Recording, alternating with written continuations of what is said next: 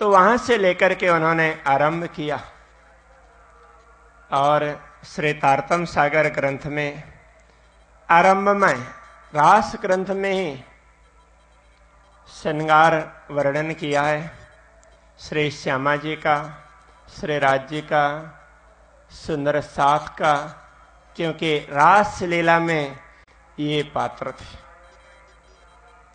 उसके बाद उन्होंने श्रृंगार का वर्णन किया तो थोड़ा बहुत परिक्रमा ग्रंथ में, परिक्रमा ग्रंथ में ब्रह्मधाम की परिक्रमा है, तत्पश्चात सागर ग्रंथ,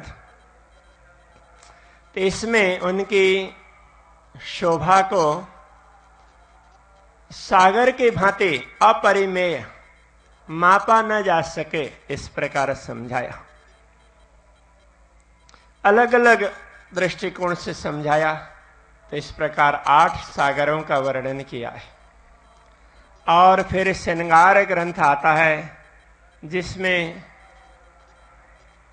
करीब करीब 2200 चौपाइयां होती, तो उसमें विभिन्न प्रकार से शोभा एवं श्रृंगार का वर्णन, वस्त्र आभूषण उनका भी वर्णन है।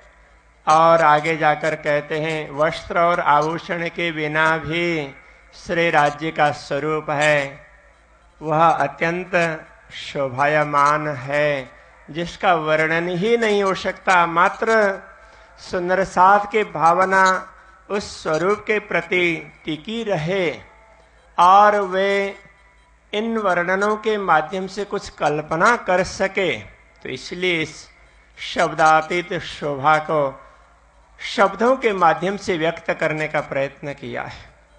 2 बार देखा, 3 बार देखा तो उसके बाद देखने की इच्छा नहीं होगी, क्योंकि उसकी जो सुंदरता है देख ली, उसमें नवीनता नहीं है। और जहां नवीनता होगी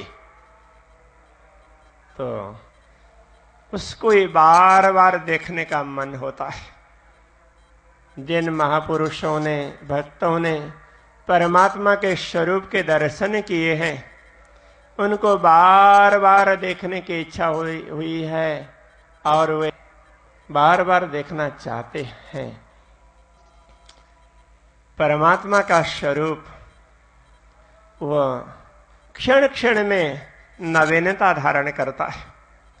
हम अंतर्मुख बनकर अपनी भावनाओं को, अपने इंद्रियों को केंद्रित कर जैसे परमात्मा के स्वरूप के चिंतन में लीन हो जाते हैं, यदि हमारी शुद्ध भावना हो और हृदय में प्रेम का प्रवाह फूटने लग जाए और कभी वह झलक हमारे समक्ष आ जाए, तो हमें उसमें भी नवीनता का ही अनुभव होगा। इसलिए सर्वत्र हम उनके ही स्वरूप को, उनकी ही कृपा को, उनके ही अनुग्रह को और उनकी ही प्रेरणा को देखें। तो ये 12,000 पारायण 12,000 ब्रह्म आत्माओं के प्रतीक के रूप में जो पूर्ण ब्रह्म परमात्मा के सानिध्य में बैठे हुए भी नश्वर जगत का खेल देख रही है। मूल मिलावा का वर्णन महामती श्री प्राणनाथ जी ने सागर ग्रंथ में बहुत सुंदर ढंग से किया है।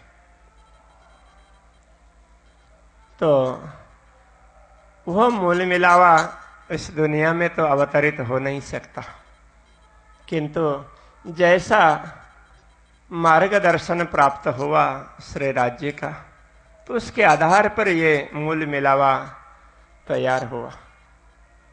तो ये मूल मिलावा अपना नजर दीजिए इत, तो अपनी दृष्टि वहां अवश्य डालनी होगी। हम उसकी परिक्रमा करेंगे तो एक परिक्रमा का 12,000 फल प्राप्त होगा। तो एक आरती करेंगे तो 12,000 आरती का लाभ प्राप्त होगा। तो आप कुछ भी करते हैं तो एक कार्य करेंगे तो उसकी गुणात्मक वृद्धि होती है। वस्तुतः गुणात्मक वृद्धि का ही महत्व है। ये अपूर्व अवसर आज हमें प्राप्त हुआ है। ये वस्तुतः उन्हीं पूर्ण ब्रह्म परमात्मा की असीम कृपा से हुआ है। जो भी त्रुटियां रह गई हों वो त्रुटि हमारी अवश्य होंगी, वो सारा श्रेय उनके ऊपर ही होता है। तो मैं सभी से प्रार्थना करूंगा कि जो भी श्रेय है तो वह स्वयं पूर्ण ब्रह्म परमात्मा का है। हम लोग उनके अनुग्रह का अनुभव कर सके, इतने योग्य बने। बस आप इस प्रकार का भाव रखेंगे तो हमें अधिक ज्यादा प्रसन्नता होगी। मैं अभी अधिक नहीं कहूँगा, फिर कल पुनः तो इस मंच में अपने मिलेंगे ही। तो मैं आप सभी को प्रणाम कर मेरे अभी के संक्षिप्त वक्तव्य को यहीं विराम देता हूँ। प्रणाम।